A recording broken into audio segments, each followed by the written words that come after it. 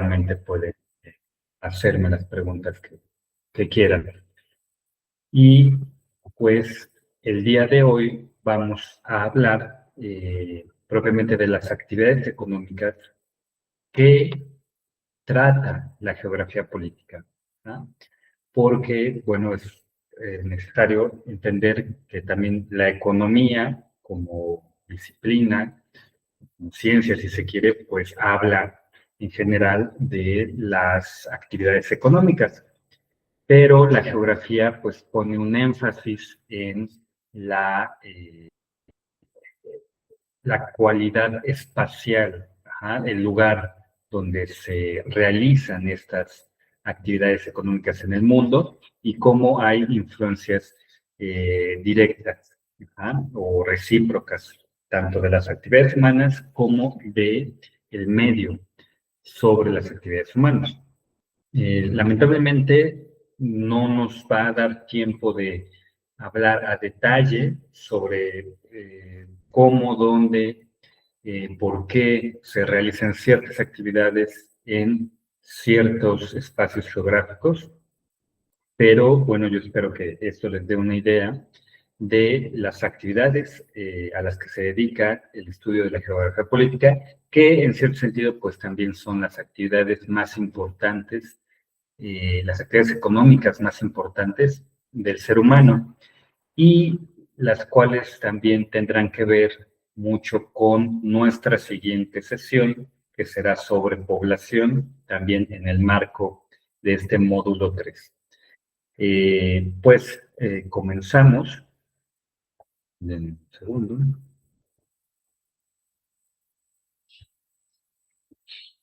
Y bien, pues la geografía económica, que es propiamente dicho la materia que nos reúne, geografía económica y geografía política, que será ya el último bloque, pero la geografía económica es el estudio de las relaciones de los factores físicos que vimos la sesión pasada, y de las condiciones económicas y políticas respecto de la ocupación productiva y su distribución geográfica.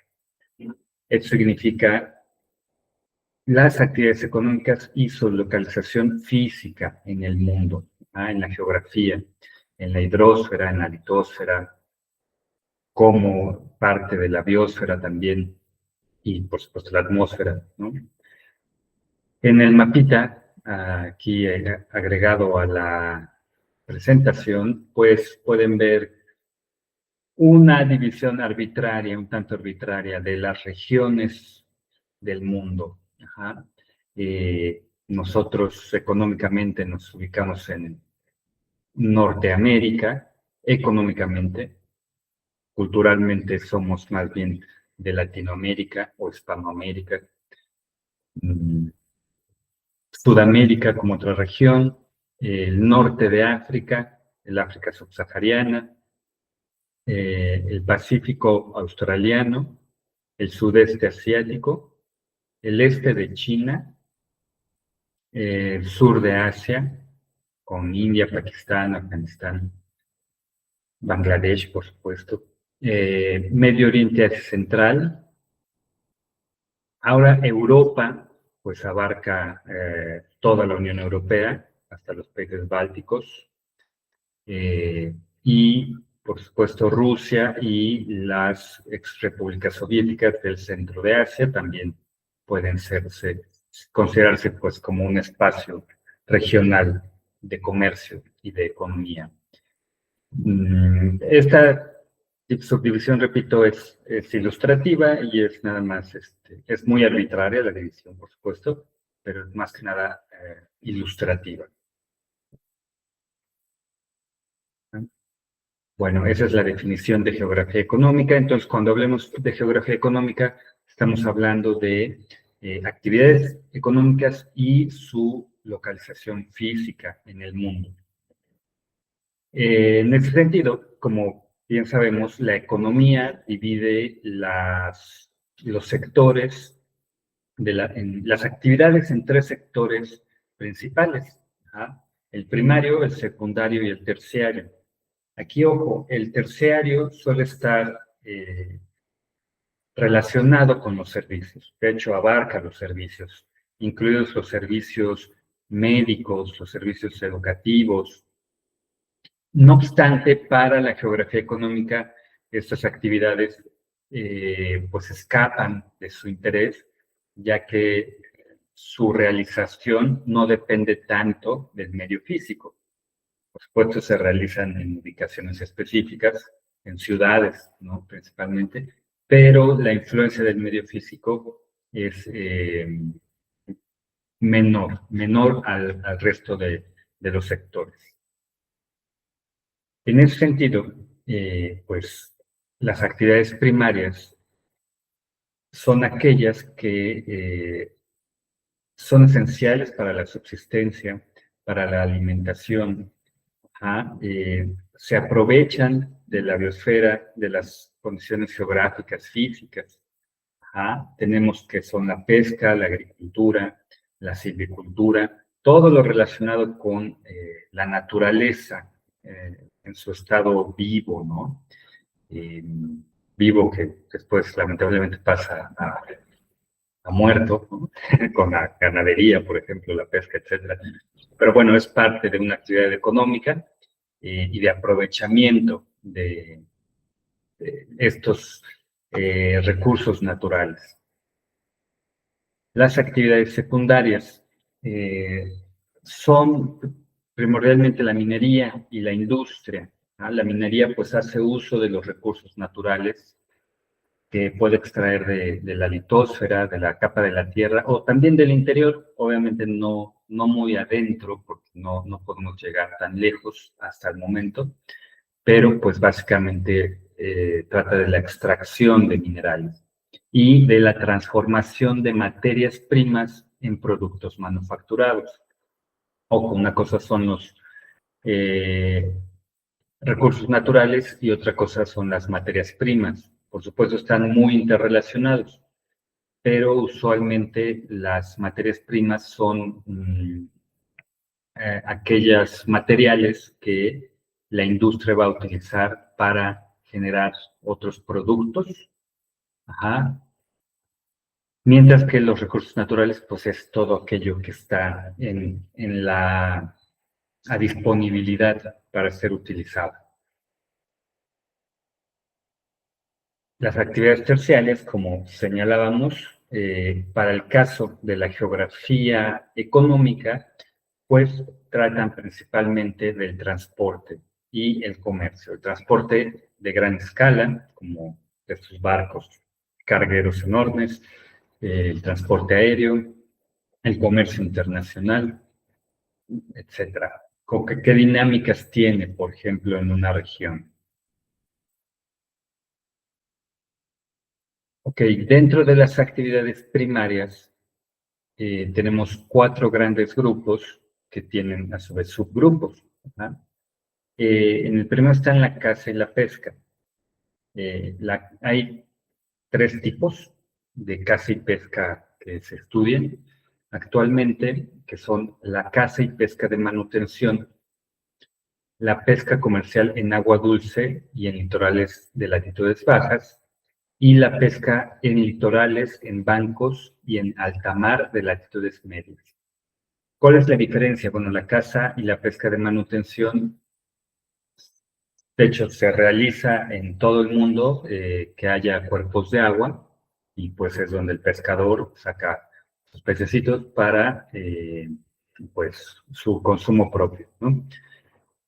También es la caza de animales, que era una actividad predominante en los primeros tiempos del ser humano, pues ha disminuido en importancia y se ubica sobre todo en regiones muy al norte, en latitudes muy altas, ¿no? O sea, más bien en los polos, o bueno, no hasta los polos, pero cerca de los polos, del polo norte principalmente, estas tribus todavía nómadas como los inuits, también llamados esquimales, ¿no? Los yakutos, etcétera, en Siberia. todavía tienen la caza como parte de su manutención. La pesca comercial en agua dulce, pues literal es cuando nos vamos a comer una trucha, a un lago, a una presa o ahí donde las preparen mejor. Y en litorales de latitudes bajas, pues se refiere a las playas tropicales, ¿no? Y la pesca en litorales, en bancos y en alta mar de latitudes medias es esta gran pesca que está prácticamente industrializada, ya está en los barcos, ¿no? Incluye, por ejemplo, la caza de ballena. Se da principalmente en el Océano Atlántico Norte y en el Pacífico Norte también. Sobre todo las costas, pues, de Europa Occidental hacia el mar Norte y desde la costa de Nueva York hasta Canadá, Islandia, casi tocando con Groenlandia, y en esa parte del Océano Atlántico, la situación es muy propicia para el desarrollo de la pesca de gran escala porque se unen dos corrientes de agua fría y de agua caliente que hacen propicia pues la existencia de eh, peces, peces para la pesca. También esta pesca es importante en las partes del Pacífico, desde California hasta Alaska y desde Japón hasta Vladivostok y también la parte rusa del estrecho de Bering. Todo eso es importante por un poco las mismas condiciones. Se encuentran estas distintas corrientes que hacen muy propicia la existencia de vida marina. Bueno, la agricultura. La agricultura pues está extendida también en muchas partes del mundo.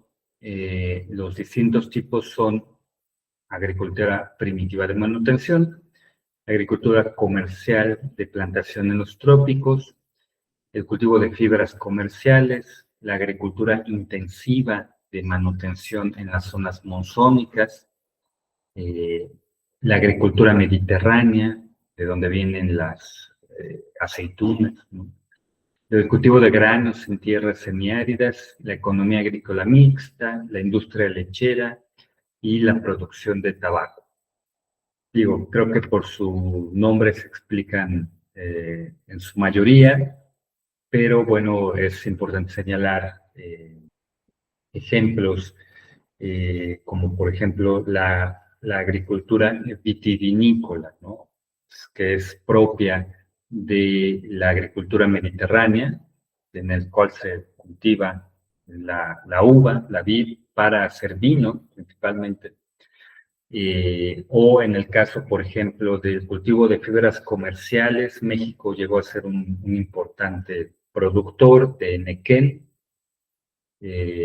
o también podemos hablar del cultivo del algodón, y hay que recordar también cómo pues, el cultivo del algodón requería esta mano de obra eh, que pues fue tomada como mano de obra esclava, ¿no? Esclava particularmente eh, de gente negra, originaria de África, fueron pues prácticamente secuestrados e importados a América, no solo a Estados Unidos, sino a todo el continente, para que trabajaran en los plantíos, y es muy famoso pues el caso de los algodoneros, ¿no? O sea, de la esclavitud de pueblos negros para cultivar la fibra del algodón en Estados Unidos.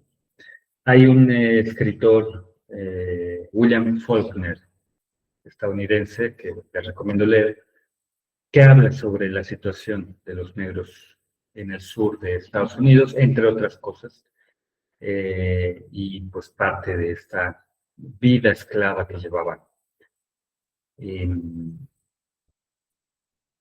Bueno, la industria lechera es, pues, cualquier marca comercial que se les ocurra, Lala, Alpura, eh, Santa Clara, no sé, pues es parte de una gran industria eh, que está también relacionada con la siguiente actividad importante, la ganadería.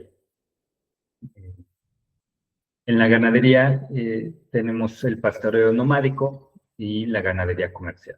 Pastoreo nomádico es el mismo caso de la caza y pesca de manutención. Eh, no se realiza tanto, ya hay solo ciertas partes del norte, también partes en Irán, en Afganistán. Yo creo que Pakistán también debe tener todavía pastoreo nomádico, algunas partes en África, por supuesto. Es sobre todo de manutención, ¿no? Y pues también hay una parte comercial en el cual extraen quizá la leche de las cabras. No estoy seguro si también, por ejemplo, en el caso del Perú con las llamas, eh, lo hagan de esa manera, pastoreen a las llamas y tenga también alguna relación comercial. Pero sé, por ejemplo, que hay la alpaca, que es un animalito muy parecido a la llama y cuya piel, así como los borregos con la lana, también se hace ropa de alpaca que es de muy buena calidad y muy caliente.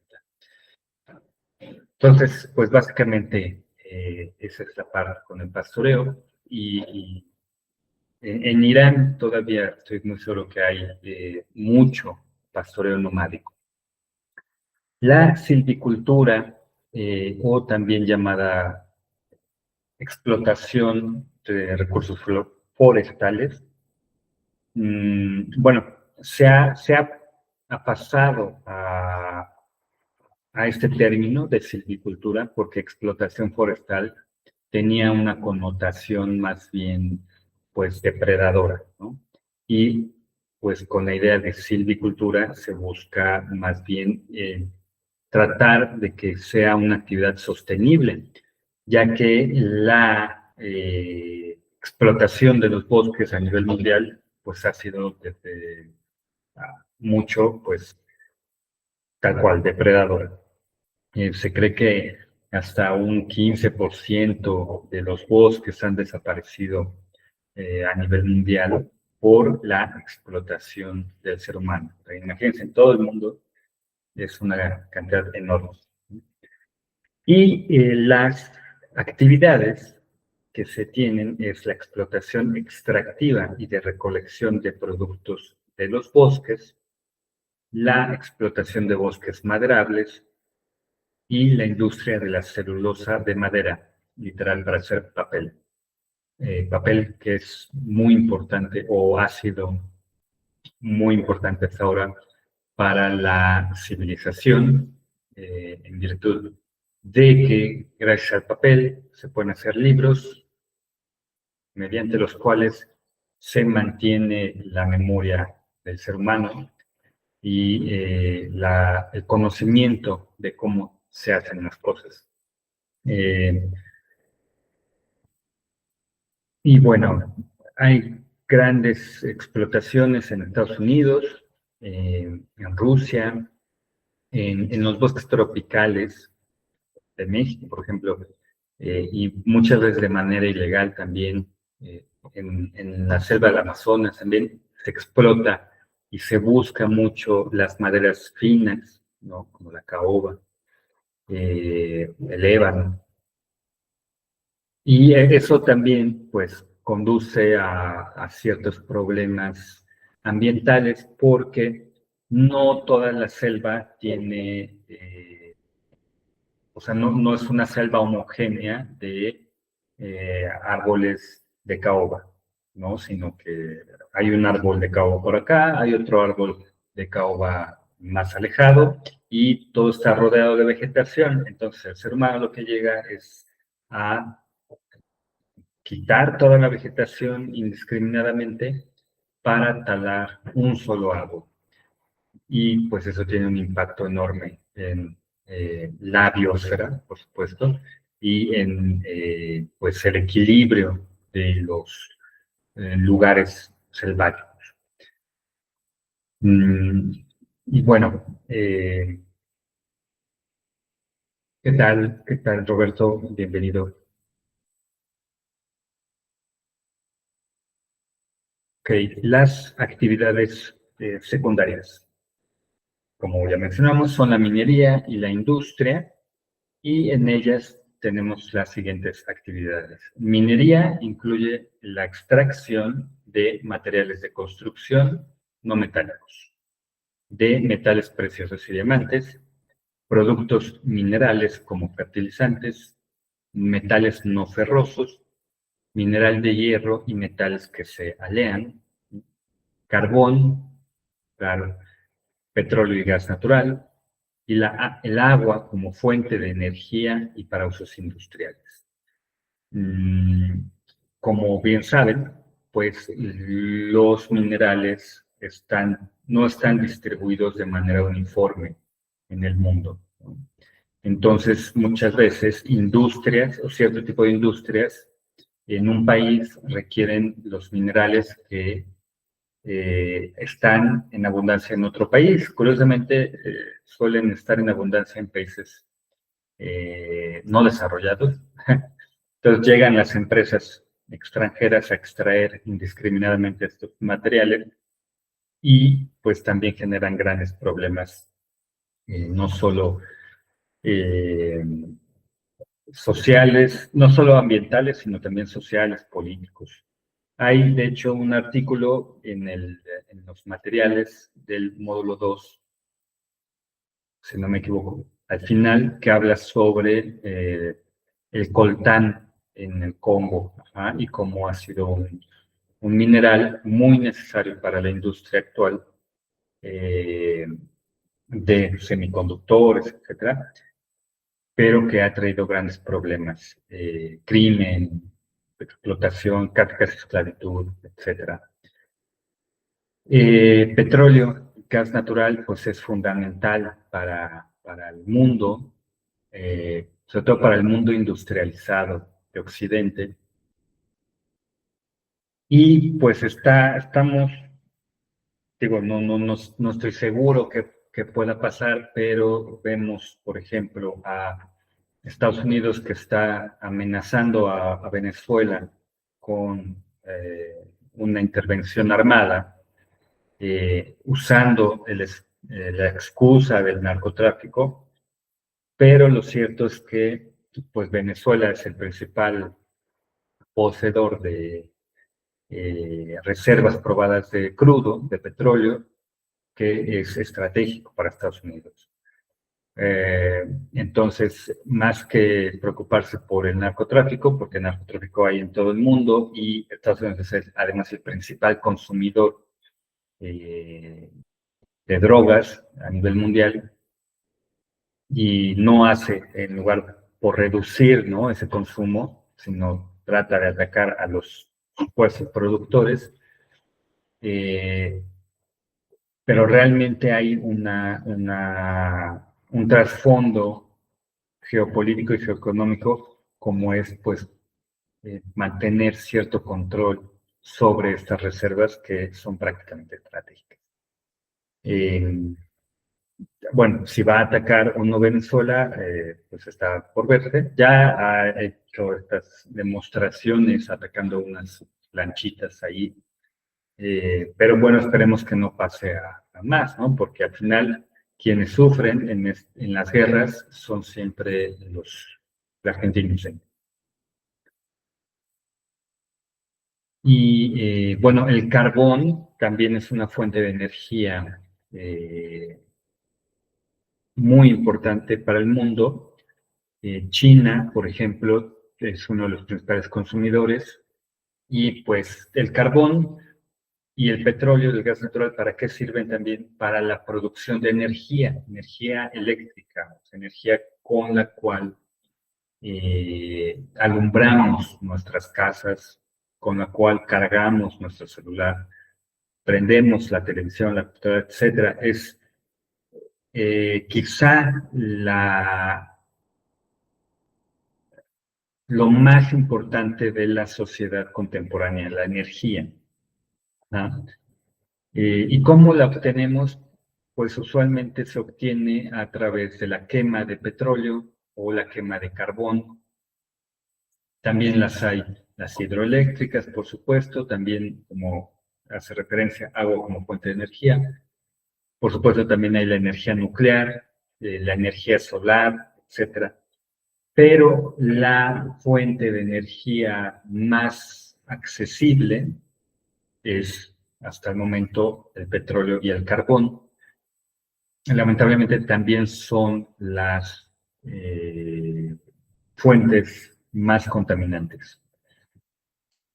De hecho, el fin de semana terminó la COP30, de la cual hemos hablado o hemos tratado de hablar un poco en los foros, y terminó sin lo que se buscaba, que era un acuerdo, una hoja de ruta. O sea, una hoja de ruta es como un plan, ¿no? Un compás. Una hoja de ruta para dejar de utilizar el petróleo como fuente de energía. Los países productores de petróleo, como lo son principalmente los de Medio Oriente, pues obviamente no estuvieron de acuerdo. Estados Unidos, que es uno de los principales consumidores y también un importante productor, ni siquiera se presentó en la COP. China, según lo que he leído, pues más que hablar sobre medio ambiente, fue a cerrar negocios. Muy inteligentes los chinos. Pero bueno, estos son los países más contaminantes, por decirlo de alguna manera, y son pues los que menos se han comprometido a reducir el consumo de estos combustibles fósiles, se llaman carbón, petróleo, gas natural.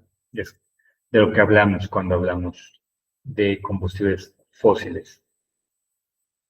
Y también, pues en mi opinión personal, también creo que estos no se van a dejar de usar hasta que no se agoten por completo. ¿Por qué? Porque simplemente es un negocio, ¿ah?, que da dinero. Y lamentablemente todavía en este mundo, pues es el dinero el que eh, manda, sobre todo entre las élites. Digo, yo les invitaría a cambiar esa mentalidad, pero también es importante pues reconocer estos hechos y no ser ingenuos. Porque además las formas de producción de energía limpia pues existen desde antes de que el petróleo se volviera la principal forma, ¿no?, de producir energía. O sea, la energía solar tiene más de 100 años. Tiene desde el siglo XIX. En las ferias de París se presentaban proyectos de energía solar. Bueno, para terminar, pues hay que avanzar en esa línea de las energías renovables, pero es difícil cuando los grandes intereses no se alinean también. Y no se alinean, repito, simplemente porque para ellos es negocio.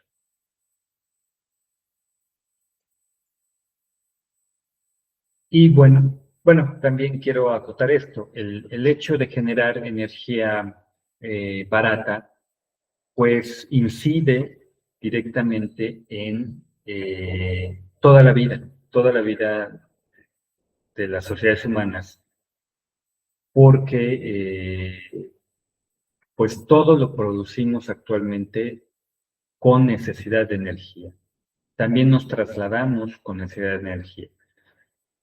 Nuestros celulares, que es nuestro medio de comunicación primordial en la actualidad, necesita energía eléctrica. Entonces, si sube el costo de producir energía, esto se traduce en inflación y a nadie le gusta pagar más, ¿no? Además, porque no tenemos el dinero suficiente.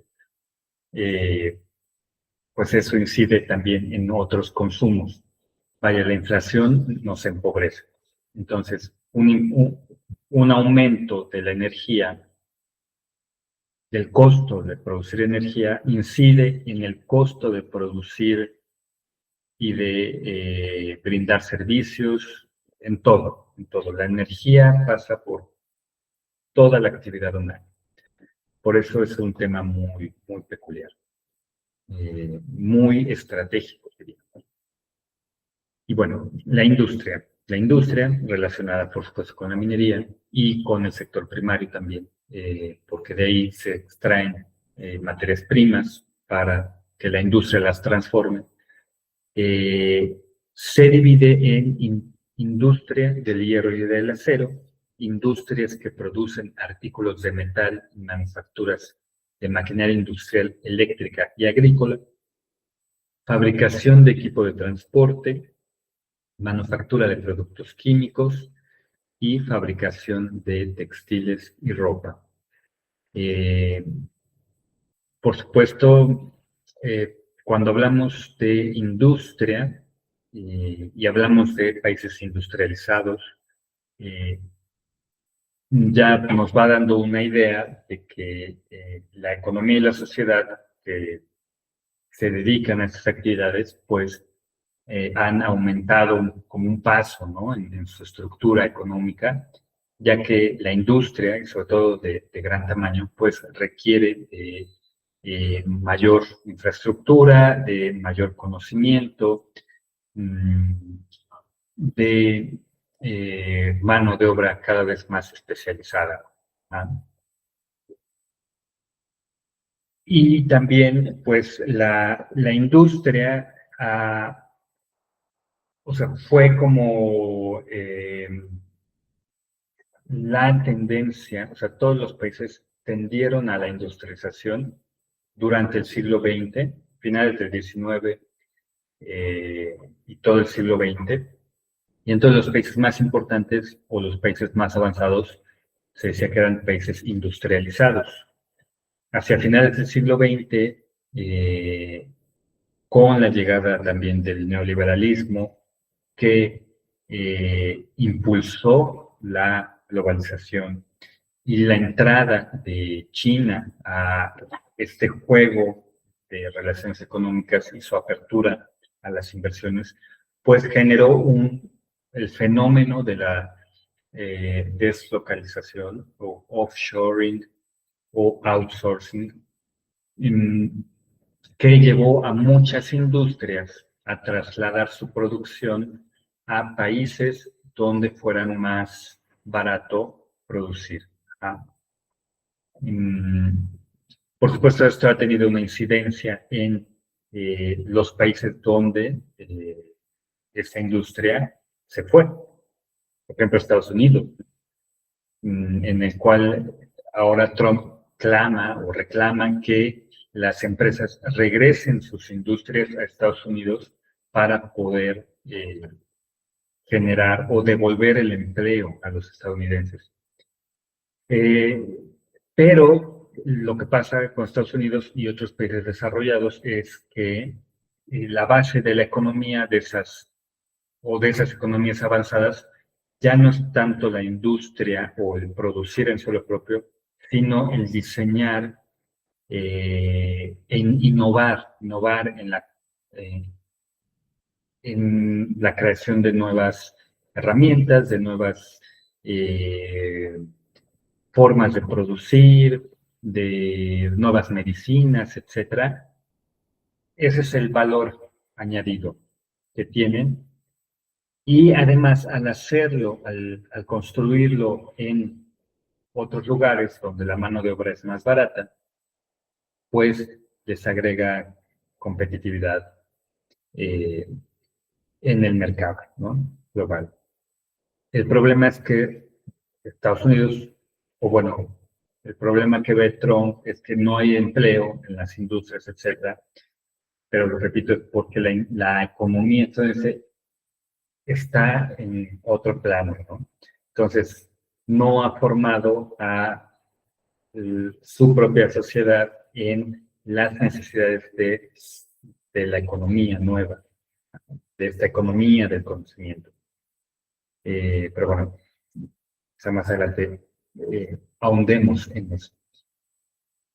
Y pues, o por ejemplo, la fabricación de textiles y ropa también es una industria en la cual pues se utiliza muchas veces mano de obra barata de países, de terceros países, y ya cuando llega al país donde la marca es originaria, pues ya nada más se le pone la etiqueta. Es el caso de México, ¿no? México se caracterizó mucho por ser un país manufacturero, sobre todo en el norte del país, de textiles, de ropa, que se repatriaban a Estados Unidos y ya nada más se ponía la etiqueta de Levi's, no sé, o lo que sea, y se exportaban al mundo, incluido a México, ¿no? Entonces los produces en un país, los regresas a tu país y los vuelves a exportar ya como producto terminado. Bueno, así como se va un poco configurando la geografía económica del mundo, ¿no? En estas dinámicas de costo-beneficio, etc. Las actividades terciarias, que son servicios primordialmente, para la geografía económica incluyen pues la flota mercante, las rutas de transporte oceánico, las vías fluviales de penetración. Esto se refiere a los grandes ríos que pueden acceder a los continentes, como el río Mississippi, por ejemplo. Estos sirven mucho para el traslado de personas y mercancías. Entonces, son importantes para el comercio. El río Nilo, por ejemplo. Los ferrocarriles que trasladan grandes cantidades de materias primas, de productos, y pues a un costo relativamente bajo. Y pues afortunadamente este gobierno y el anterior están retomando la construcción de ferrocarriles, que además en términos de impacto ecológico,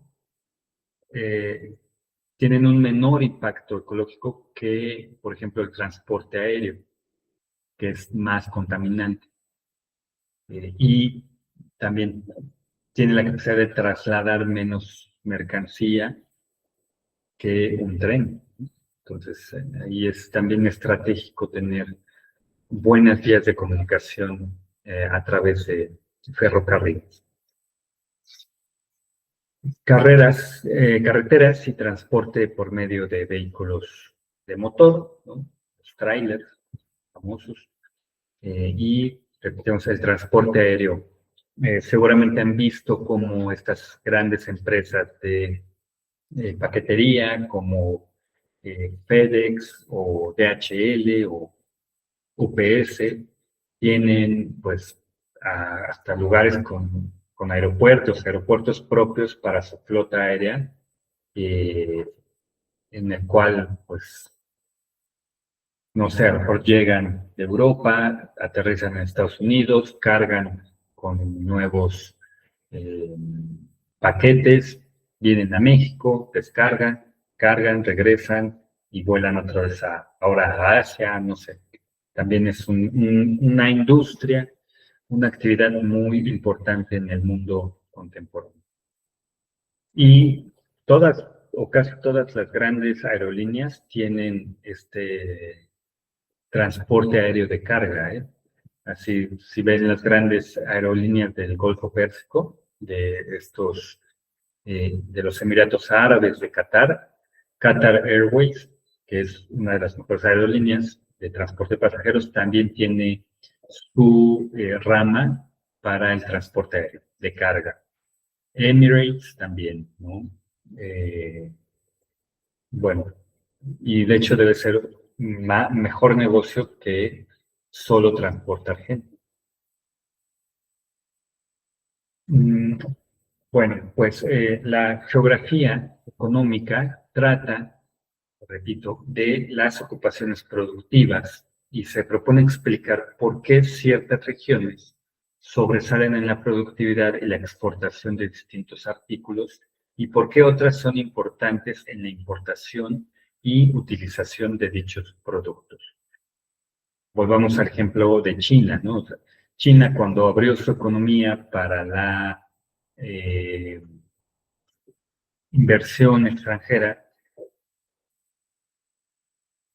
pues recibió a grandes conglomerados para que se construyera, se fabricara en suelo chino los productos, simplemente por el hecho de que hay tantos chinos, hay tanta población, que había un excedente de mano de obra, lo que lo hacía más barato, más barata la mano de obra.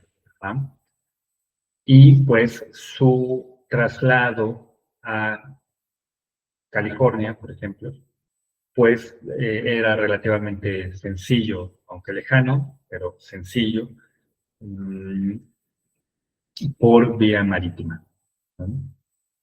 También, si ven el mapa de las grandes zonas industriales de China, que se ubican en la costa, verán que muchas también están vinculadas con vías fluviales, o sea, con ríos que conectan al interior del país.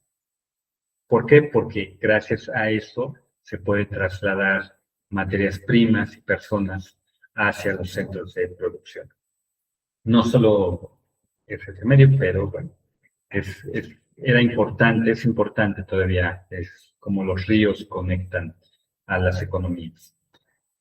El campo de la geografía, que abarca las actividades que hemos mencionado, estudia estas actividades, recuerden esto, desde el punto de vista de los factores físicos del mundo. En ese sentido, la técnica del ser humano, su capacidad de adaptación, el desarrollo de la ciencia y la tecnología, han logrado que el ser humano, y a través de sus actividades, de la explotación de los distintos recursos naturales que encuentra en su ambiente, se establezca definitivamente en las regiones más habitables del planeta.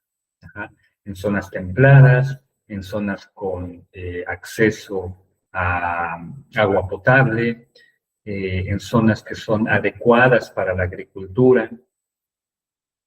No obstante, como hemos platicado también a lo largo del curso, hay zonas cuyas condiciones son tan difíciles que para el ser humano es prácticamente imposible desarrollarse íntegramente. Los polos, eh, las latitudes más altas, o sea, más cercanas hacia el polo, son por las condiciones climáticas complejas o limitadas para proveer el techo, el alimento, el vestido. Por ello, el ser humano suele estar y no estar. Las poblaciones suelen ser nómadas, realizar actividades de subsistencia. Si bien también el avance de la técnica ha logrado que se puedan establecer ciudades o localidades en latitudes muy al norte, esto es más que nada porque en lugares más adecuados se ha logrado pues desarrollar materiales de construcción, etcétera. Pero lograr sacar de un espacio adverso los materiales para construir una civilización, pues se vuelve prácticamente imposible. El otro lado de la moneda son los lugares extremadamente cálidos, incluidos los tropicales, en los que, aunque haya lluvia y disponibilidad de agua, pues la existencia de calor extremo, de humedad, de animales salvajes, insectos, enfermedades, igual hace muy complicado el desarrollo de el ser humano, de las sociedades humanas, con grandes civilizaciones. Hay un caso, por ejemplo, muy interesante en Centroamérica, justo entre las selvas de Colombia y Panamá, pues es una zona de muy difícil acceso, justo por las condiciones extremas en cuanto a lluvia, en cuanto a animales salvajes. ¿Ah? De hecho, uno pensaría, bueno, ¿por qué no se une Latinoamérica y Norteamérica con un tren, una carretera de grandes dimensiones? Justo porque esa zona es extremadamente difícil de trabajar. ¿Ah? Decir poco amistosa es poco, prácticamente es muy difícil sobrevivir de manera continua en un ambiente tan extremo, a pesar de que haya vegetación, a pesar de que haya disponibilidad de agua. Los desiertos, como el desierto del Sahara, también suelen ser muy difíciles para el establecimiento permanente de sociedades humanas. Y por eso pues vemos estas grandes caravanas nómadas, ¿no?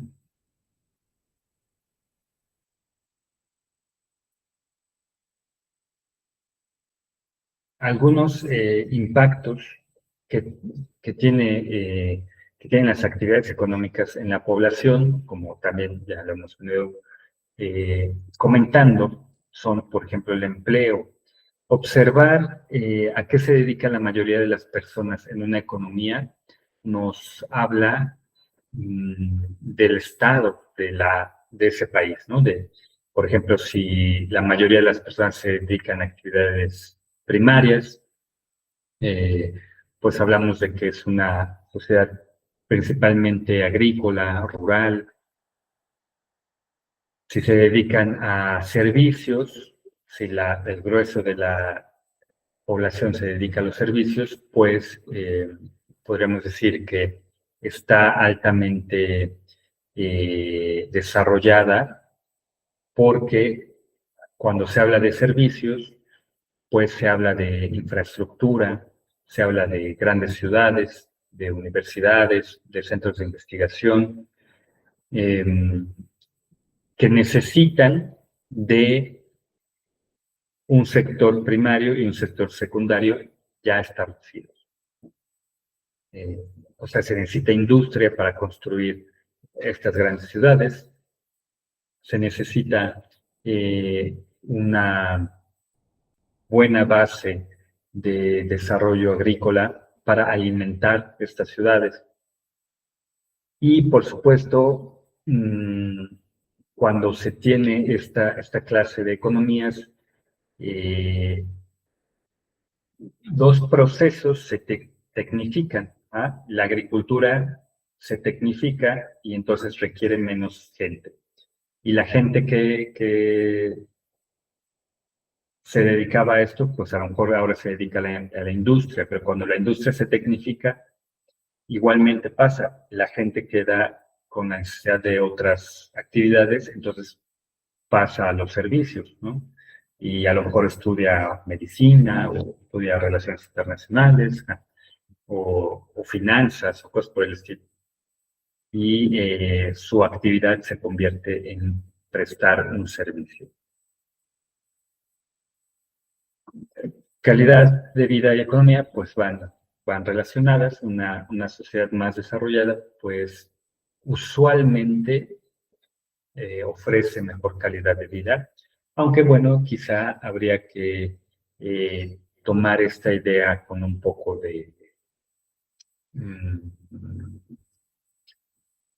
con pinzas, ¿no? Como se dice, porque pues luego hay mucho desarrollo y las encuestas señalan que a veces estas sociedades son muy tristes o hay altos índices de suicidio, cosas por el estilo.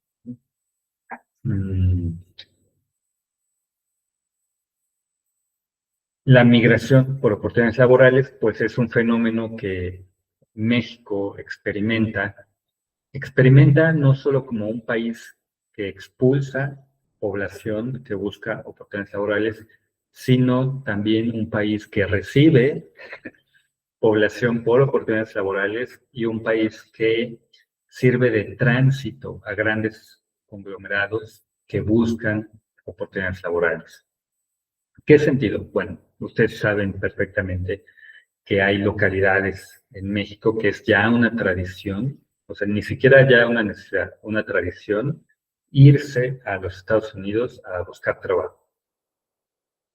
Amén de toda la realidad que hay de la necesidad laboral o la falta de desarrollo de muchas comunidades en México que obligan a sus pobladores a buscar trabajo, principalmente donde en Estados Unidos. ¿Por qué? Porque es al que tenemos aquí al lado, a la economía desarrollada que tenemos aquí al lado. Y que además es una economía que pide esta mano de obra, esta mano de obra barata. ¿Por qué? Porque no es lo mismo pagarle a un trabajador migrante que a un ciudadano estadounidense. O sea, curiosamente, como comentábamos en la clase de ayer, el trabajo migrante de mexicanos y latinoamericanos en general hace que la calidad de vida en Estados Unidos sea adecuada en virtud de que reduce los precios, lo que señalábamos, la inflación. ¿Por qué? Porque si se tuviera que pagar al trabajador estadounidense promedio por hacer las actividades de la población migrante, resultaría en un incremento de los precios, del costo de la producción. Entonces resulta irónico, resulta contraintuitivo que el presidente Trump quiera expulsar a la población migrante cuando es parte esencial del mantenimiento de las condiciones de vida del ciudadano estadounidense promedio, tan solo porque mantiene los precios de producción de alimentos, por ejemplo, bajos, ¿no? Al pagar salarios más bajos de lo que se pagarían a un ciudadano norteamericano. ¿Por qué México es un país de recepción de oportunidades laborales?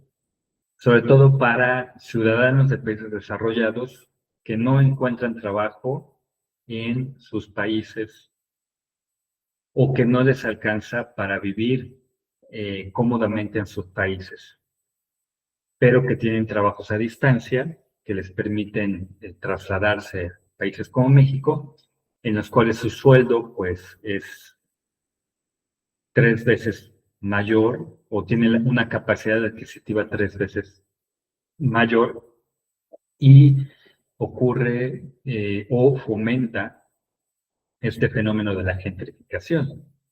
Es decir, digamos, un trabajador estadounidense que hace home office o trabaja a distancia, esos llamados nómadas digitales, que vive no sé, en Arizona o en Nueva York, y no le alcanza para pagar la renta de un departamento en esa ciudad, porque es naturalmente costoso. Entonces, como puede trabajar desde su computadora donde sea, decide trasladarse a la Ciudad de México y como su salario es comparativamente hablando 3 veces mayor que el de una persona en México, pues se puede permitir consumir más. Entonces puede acceder a una renta en un lugar céntrico. Y como el arrendador o el dueño del lugar, del departamento que se renta, pues ve que puede cobrarle un poquito más, pues aumenta el precio de la renta y el vecino entonces ve que también que aumentó el de la renta, entonces él también va a aumentar la renta y como hay ahora más extranjeros en la zona, pues a lo mejor el quizá un niño rico, no sé, ve que puede invertir para poner una churrería elegante, porque ahora hay más gringos que quieren probar la experiencia mexicana. Entonces, compra o renta un local y lo pone así como muy elegante eh, y vende churros en 3 veces lo que costaría un churro normal, ¿no? O un tamal, o lo que se quiera. Y así va sucediendo en ciertas regiones, se expande como un virus, y eso es el fenómeno de la gentrificación, ¿no? Eso es lo que fue, sí, totalmente Tulum es un ejemplo, como diríamos, paradigmático, es un ejemplo exacto. Eh, y lo curioso es que esto sucede porque muchos, por supuesto no todos, pero muchos de los extranjeros que vienen a México a vivir es porque no les alcanza para vivir en su país. No pueden darse la misma calidad de vida que se darían en Tulum, que se darían en la Ciudad de México, en San Miguel de Allende, ahora la península de Baja California se está volviendo excesivamente cara, como en el caso de Tulum, por el ingreso de norteamericanos que encuentran que la comida es más barata y más rica que en su país. Pero bueno, pues ese es el fenómeno de la globalización. Y México también es un territorio de paso porque tenemos una frontera sur muy porosa, o sea que es fácil cruzar, un territorio muy poco controlado por las autoridades, que es fácil bueno, en teoría, fácil de cruzar, y pues tenemos la frontera norte con Estados Unidos, que es, pues, para muchos una zona, o sea, Estados Unidos es como el paraíso prometido, ¿no? Aunque también hay mucho de mito en que Estados Unidos es un país eh, como lo pintan, ajá.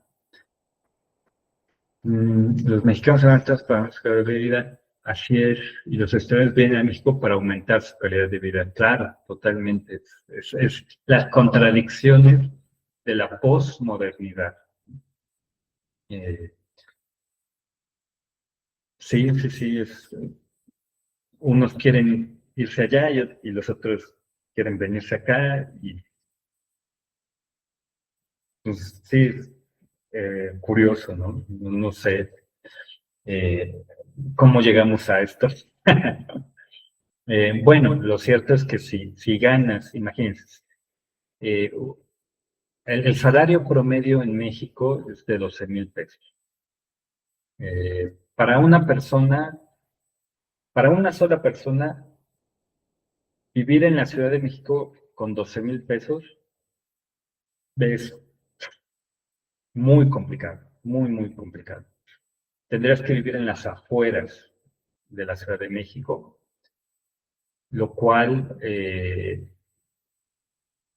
pues ya limita, como disminuye tu calidad de vida tan solo porque para trasladarte de tu lugar de vida a tu lugar de trabajo, requieres 2 horas de ida y 2 horas de vuelta. Entonces, 4 horas de tu vida diarias en el transporte público. Eso ya minó tu calidad de vida. Bueno, si llega alguien que gana 3 veces eso, o sea, gana en dólares, y estamos hablando de que ganaría unos 30,000, 35,000 pesos, pues esos sueldos no hay en México. O sea, bueno, sí lo hay, pero para cierto tipo de ejecutivo, cierto tipo de trabajador, que tampoco es tanto, que no se le puede permitir, por ejemplo, vivir eh, ya en una colonia más o menos céntrica. Mm, pues una persona estadounidense llega con esa facilidad y puede consumir, o sea, tener una calidad de vida muy, muy cómoda, ¿no? Sin necesidad de ganar. Mientras que pues, el mexicano se ve obligado, o el local, vamos a ver, el local, se ve obligado a salirse, ¿no?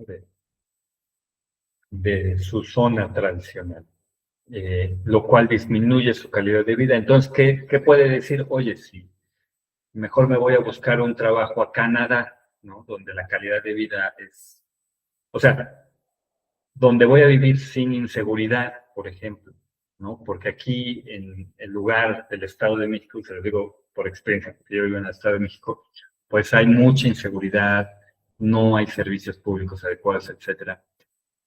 Pues a lo mejor me voy a Canadá y puedo tener eso, aunque sea mejor. Entonces decidí irse a vivir a Canadá, ¿no?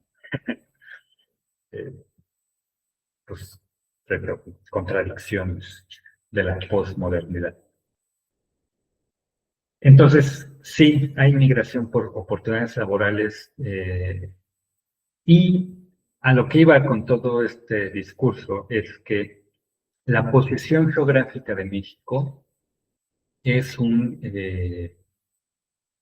es un factor que lo determina como un espacio de migración tanto de expulsión como de recepción, eh, de,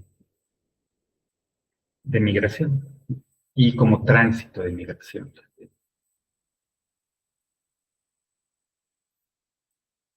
Bueno, nuestro siguiente tema, y vamos apurándonos, o ya terminó la clase, no,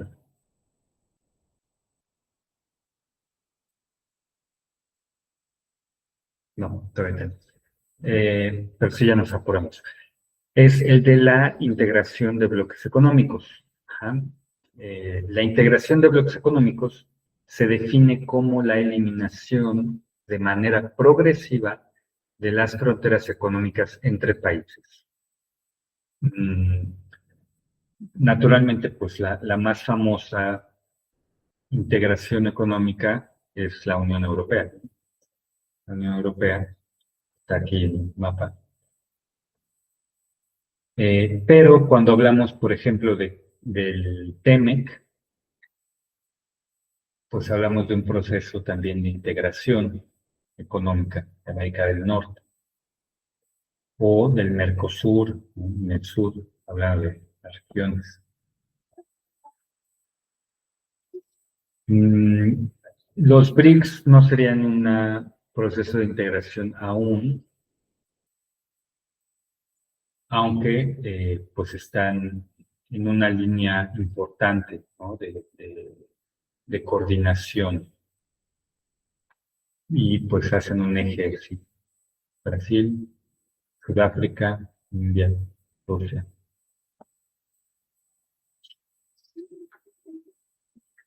Y aquí en el Medio Oriente, donde estoy circulando, existe el Consejo de Cooperación del Golfo, ¿no? Que si bien no ha avanzado hacia la integración, pues sí es una una organización regional que de alguna manera tiende a homogeneizar ciertas políticas. Entonces, las razones para integrarse en la actualidad son cuatro: la ampliación de mercados, el aumento de la competencia entendiéndose como la capacidad de hacer algo mejor, el aumento de la competencia, razones específicas de cada región y razones genéricas a todas las regiones. Por ejemplo, una razón específica es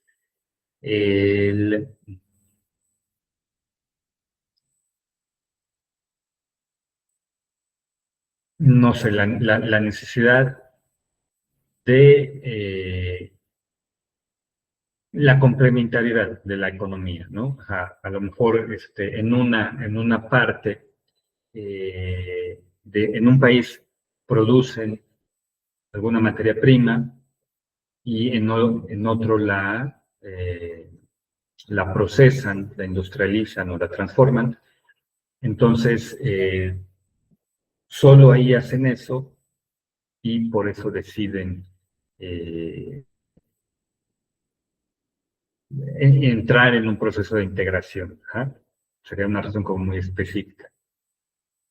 Una razón genérica a todas las regiones, o sea que todas las regiones comparten esa razón.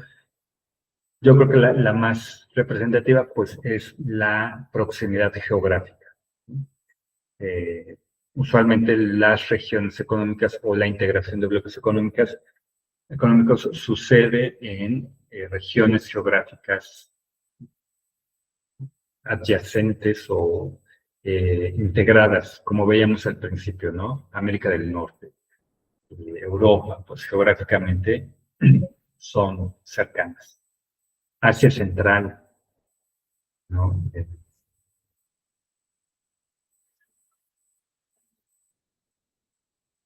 La Unión Europea es el ejemplo más conocido.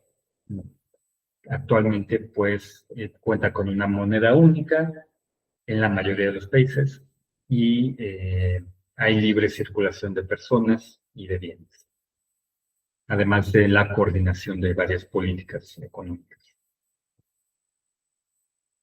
Las etapas de la integración es, primero, se firma un acuerdo preferencial que otorga preferencias a los países respecto de terceros, la zona de libre cambio, donde se suprimen aranceles y obstáculos al comercio, una unión aduanera en la cual se aplica un arancel común a terceros. O sea, si, por ejemplo, como ejemplo, eso, no sé, Estados Unidos, México y Canadá hicieran una unión aduanera, entonces establecerían aranceles idénticos para los países terceros que quisieran comerciar con ellos. Entonces, no importa si el producto entra por Canadá, por Estados Unidos o por México, tendría que pagar el mismo arancel.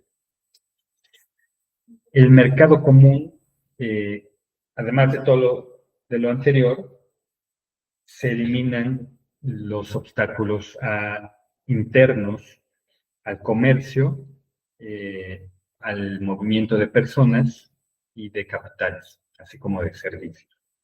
La Unión Europea es el ejemplo.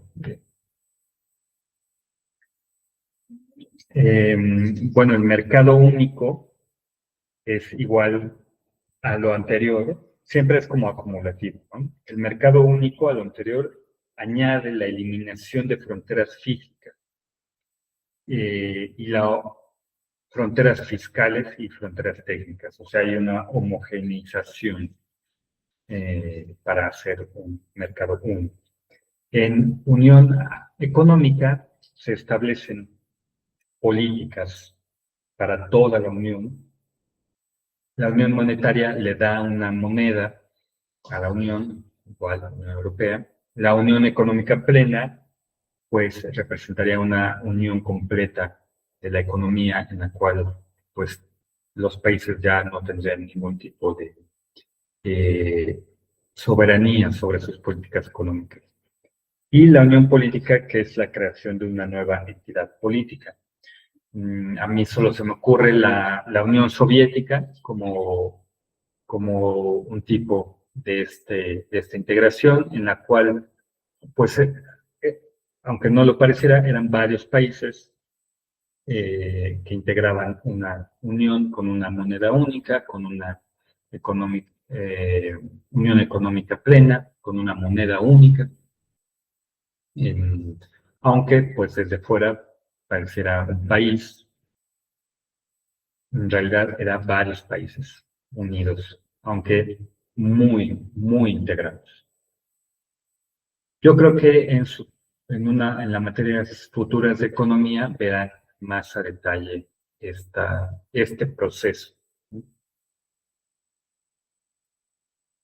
Si lo quieren estudiar a profundidad, pues quizá la Unión Europea, estudiar a la Unión Europea es el ejemplo paradigmático. Además, yo creo que hasta de ahí se toman estas etapas de integración.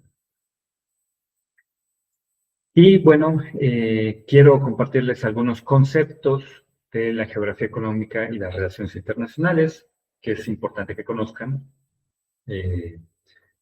para que puedan, pues, comprender los fenómenos contemporáneos y también parte de las cosas que acabamos de hablar.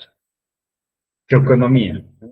Estudia la relación entre el poder económico, el espacio y el mundo.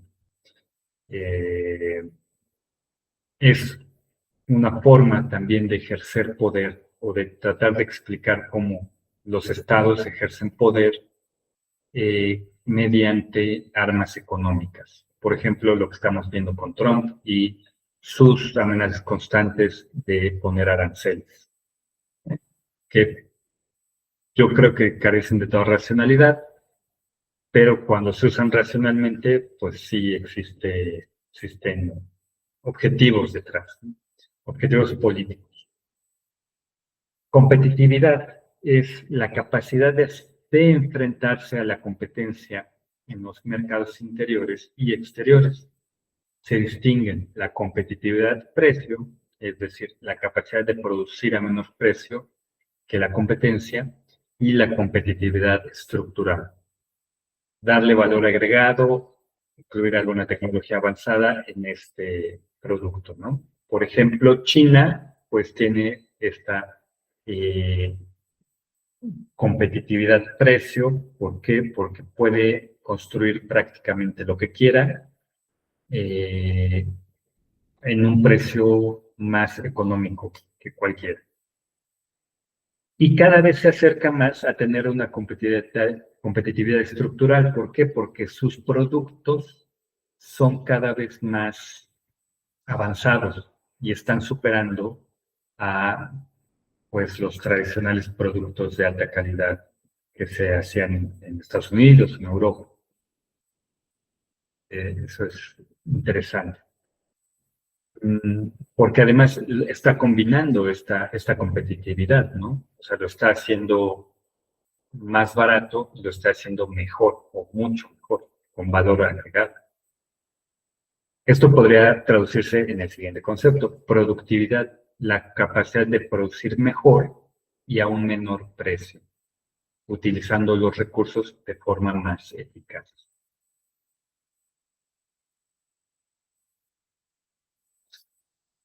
La competitividad del territorio es crucial para la inversión extranjera directa. Los conceptos que ahorita están muy de moda de deslocalización, relocalización, offshoring, nearshoring, onshoring, reshoring, outsourcing. Ahora, este gobierno de México ha hablado mucho del nearshoring, que es la relocalización. Near de cercano y shoring de, bueno, costa. Pero es acercar la producción a los centros de consumo. Esto es, en los 80s, 90s, la producción sufrió un offshoring, que era como platicábamos, llevar la producción a, por ejemplo, China, ¿sí? Porque era más barato, etcétera, etcétera. Ahora, 30 años después, se está hablando del nearshoring, o sea, traerlos de regreso a zonas cercanas, pero también competitivas, como lo sería México en relación con Estados Unidos. O sea, es más barato producir en México que en Estados Unidos, lo mismo que platicábamos. ¿Y por qué? O sea, sigue siendo más barato producir en China que en México. Pero ¿por qué se habla del nearshoring? Uno, por esta competencia de Estados Unidos con China, por tener no por tener, que quizás se hablaría de un proceso natural de caída y surgimiento de los imperios, ¿no? De las potencias. A lo que voy es que China está representando una amenaza a la primacía o a la hegemonía estadounidense. Entonces está en una competencia directa o indirecta, como se quiera ver. Entonces lo que ha estado haciendo Trump es enfrentar ese surgimiento chino y llama mucho a las empresas a regresar a Estados Unidos. Pero las empresas no van a regresar a Estados Unidos porque les sale más caro producir en Estados Unidos. Entonces, países como México, que están determinados por su posición geográfica con Estados Unidos, pues dicen, bueno, yo te ofrezco que te instales aquí y sea más o continúe siendo competitiva tu producción, que está cerca, ¿no? Cerca de tus fronteras, de tus centros de consumo, etc. Entonces, básicamente eso es el nearshoring, aprovechar la competencia de Estados Unidos y México, de Estados Unidos y China para atraer la inversión a México. Bueno, también ayuda a comprender la División Internacional del Trabajo, porque algunos países conservan el capital, diseño y tecnología, y otros solo realizan, reúnen, procesan y maquilan. Los factores de atractivo son múltiples, desde la ubicación geográfica hasta las condiciones jurídicas para la operación, y supone una competencia geográfica permanente. Siguiente concepto, embargo, decisión de un país de interrumpir las relaciones comerciales con uno o más estados con fines coercitivos. El embargo más famoso es el embargo petrolero de los 70s, que hicieron los países árabes a los países aliados de Occidente para presionarlos a fin de que dejaran de apoyar al ejército israelí, ¿no? Cosa que pudieran haber hecho ahora en Gaza, pero que no hicieron. ¿Por qué? Porque los intereses económicos, como en el caso de la COP, pues son los que prevalecen en este mundo contemporáneo. Lamentablemente.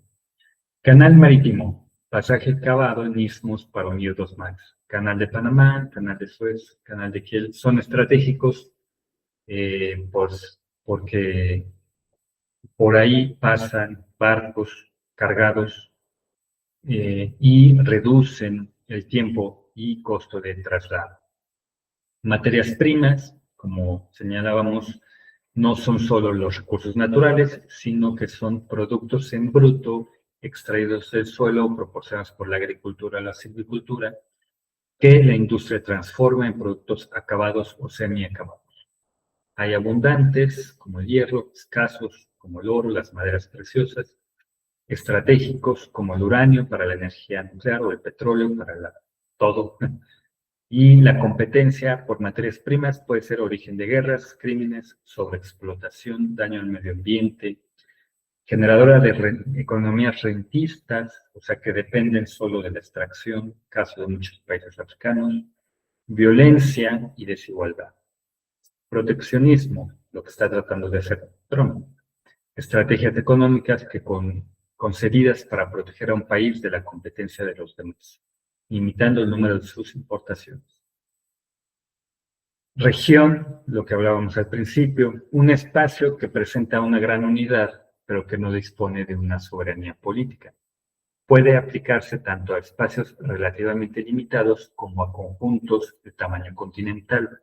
Es en ocasiones intermediaria entre lo local y lo nacional, y en ocasiones entre lo nacional y lo mundial. Por ejemplo, la región del Istmo de Tehuantepec, ¿no? En México, lo local y nacional. O la región Asia-Pacífico, que es pues prácticamente una tercera parte del mundo.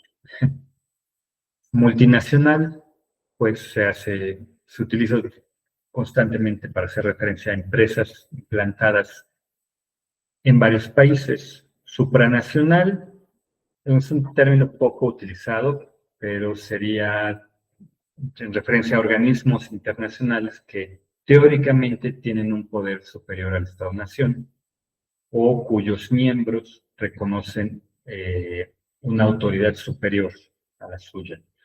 Posiblemente la Unión Europea en ciertos aspectos sea un ente supranacional. Transnacional hace referencia a que es común a varias naciones, que traspasa fronteras, independientemente si hay una relación formal, ¿no? O sea, vínculos jurídicos, cosas por el estilo. Por ejemplo, iglesias, religiones, movimientos ideológicos, ONGs, el crimen organizado, comercio transnacional, se puede también calificar como tal. Y bueno, básicamente sería todo. Y con eso terminaríamos. ¿Hay alguna duda, pregunta, comentario?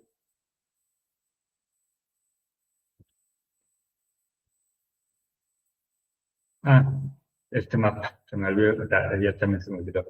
Muestra cómo está distribuida la tierra más fértil en pues Eurasia o lo que es Rusia, principalmente Rusia, ¿no? Y podemos ver cómo en esta parte pues hay una gran cantidad de tierra fértil y es donde se está peleando ahorita la guerra entre Rusia y Ucrania, que pues últimas noticias prácticamente va ganando Rusia.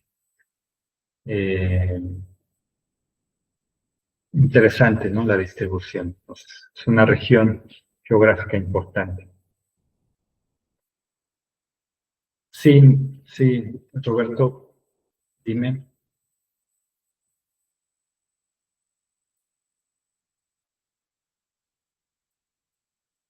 Ajá, para la actividad.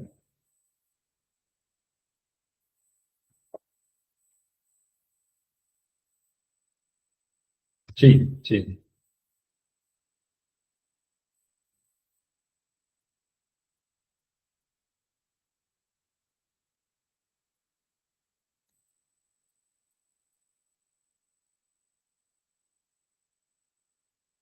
Mm, sí. ¿Cuál sería la duda?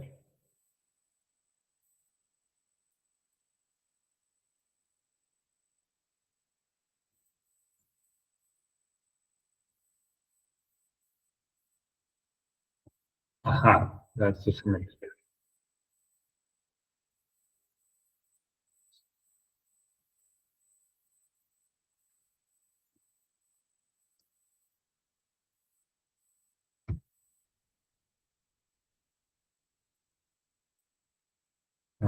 A ver, déjame checar. Dice,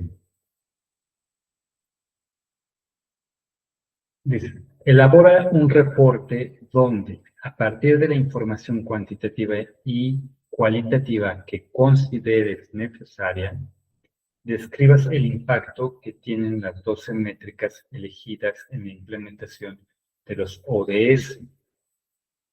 Tu reporte deberá, como mínimo, establecer los siguientes aspectos: las regiones del mundo con el mejor y el peor desempeño de cada una de las 12 métricas mostradas en los mapas y cuadros elegidos por Hannah Ritchie. Describe el estado actual del mundo a través de ellos, establece una conclusión general y compara esa información con el mapa interactivo de cumplimiento de los ODS. Trata de identificar si hay o no relación entre los resultados de las métricas, la calificación de implementación de los ODS mundial mostrada en el mapa interactivo y la localización geográfica. También establece si consideras que en esa información encuentras otras variables que pueden explicar el estado actual del cumplimiento de los ODS. Incluye los mapas y cuadros que consideres necesarios. Bueno, pues está pesada, ¿eh? Miren, requiere mucho análisis. Lo que tienen que hacer, déjenme salir de acá.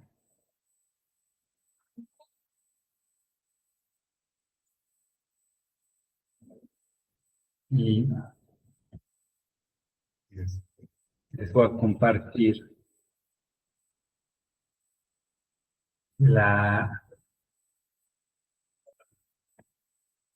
esta.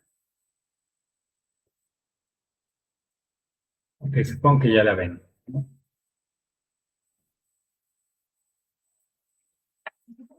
Esa es la fuente a la cual la instrucción les pide acceder, ¿ah?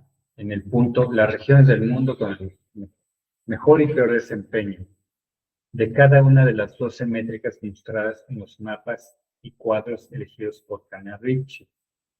Ahí en los recursos de apoyo les ponen Hannah Ritchie, los voy a dejar acá. Y esa es el documento que tienen que leer, tienen que revisar.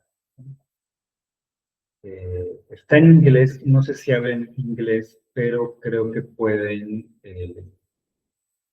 traducir la página aquí en español. Si pueden, pues háblenlo, háganlo en inglés, si no, pues se pueden traducir. Aquí está toda la introducción. Entonces, estas son las 12 métricas. Tienen que revisarlas. ¿Ah?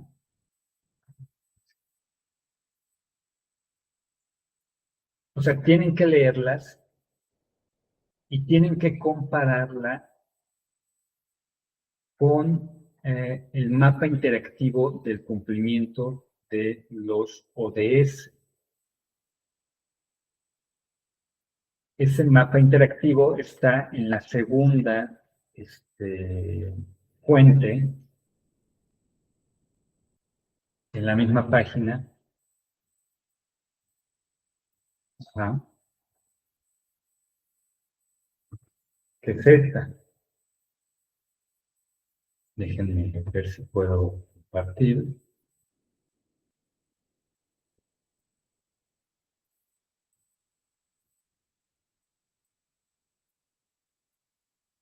Este es Sustainable Development Report, ¿no?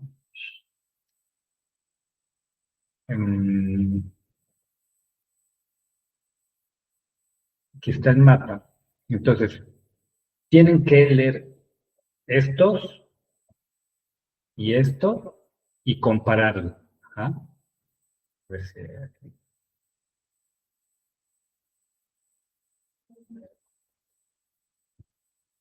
y pues llegar a la conclusión que les piden. Básicamente. O sea, creo que a ver, les voy a compartir esta pestaña. Esta parte es la que hay que hacer.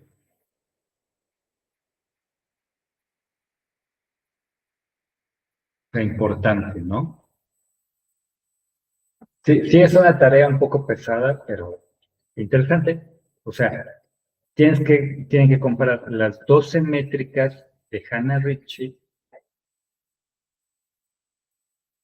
con la información del mapa interactivo del cumplimiento, ¿no?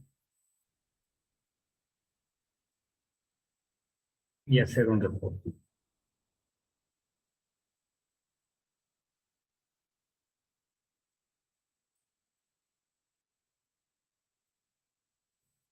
Básicamente, entonces, sí tienen que navegar entre ambas páginas para, por ejemplo, pobreza extrema.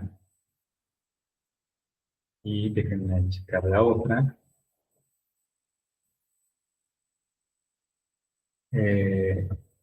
Aquí, bueno, ahorita están viendo mi pantalla.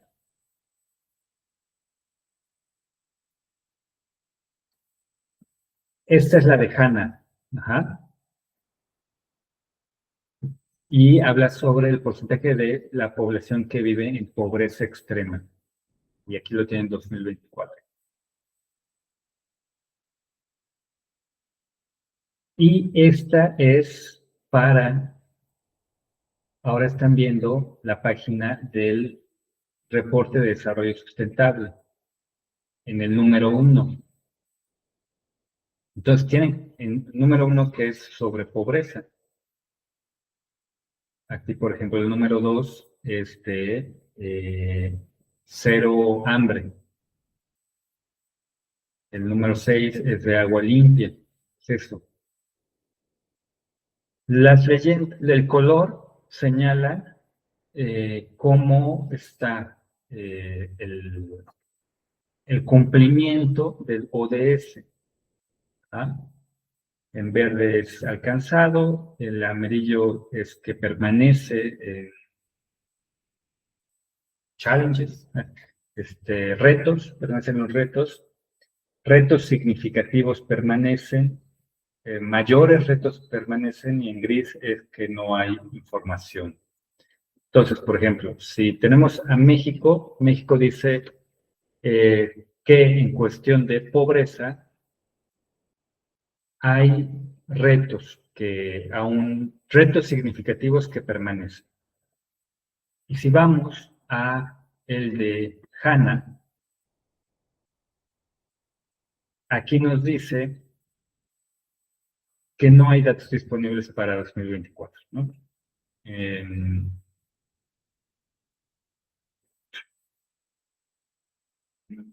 Dice la pobreza extrema, ¿verdad?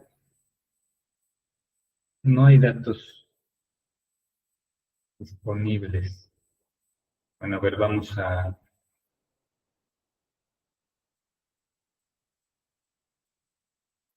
Estados Unidos.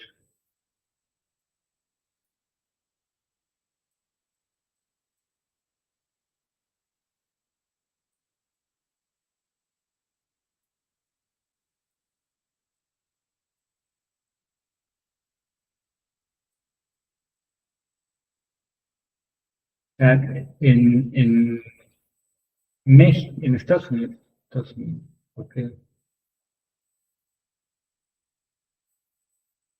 Bueno, sí. México 2.3. 2.3, ¿qué?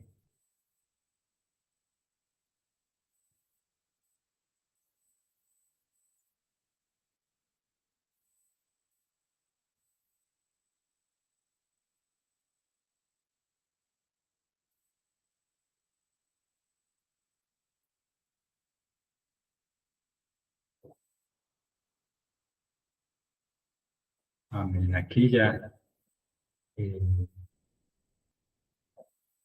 pueden escoger países.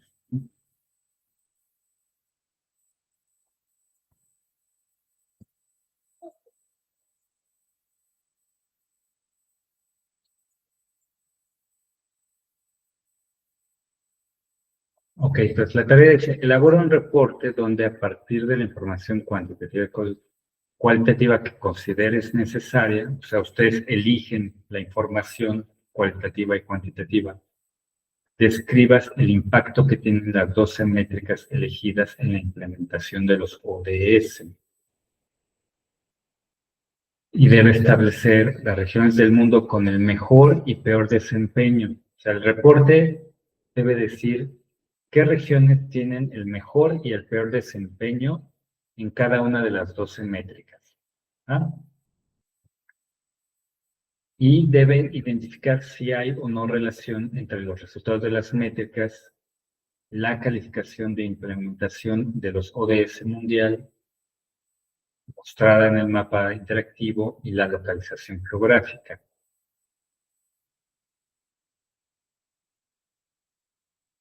Ajá.